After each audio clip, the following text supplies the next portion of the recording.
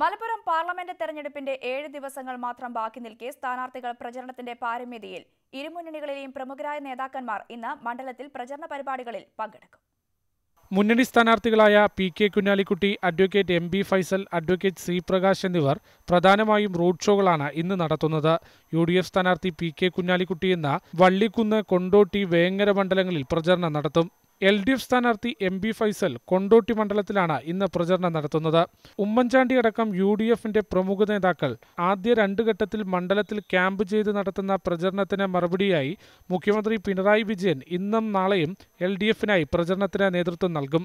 മന്ത്രിമാരായ Thomas Isaac, A K. Balan, Mercykuttyamma, V S. Sunilkumar, P. Thilothaman, E. Chandrasekharan എന്നിവർക്ക് പുറമെ ദേശീയ സംസ്ഥാന നേതാക്കളും വിവിധ യോഗങ്ങളിൽ പങ്കെടുക്കും.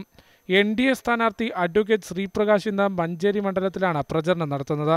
വിവിധ സ്വീകരണ കേന്ദ്രങ്ങളിൽ മുൻ കേന്ദ്രമന്ത്രിയും കേരള കോൺഗ്രസ് ചെയർമാനുമായ പി.സി. തോമസ്, ബി.ജെ.പി ദേശീയ സമിതി അംഗം അഡ്വക്കേറ്റ് പി.എസ്. ശ്രീധരൻപിള്ള, ജെ.എസ്.എസ് സംസ്ഥാന ജനറൽ സെക്രട്ടറി എ.എൻ. രാജൻ ബാബു തുടങ്ങിയ നേതാക്കളും പങ്കെടുക്കും. ന്യൂസ് 18 മലപ്പുറം.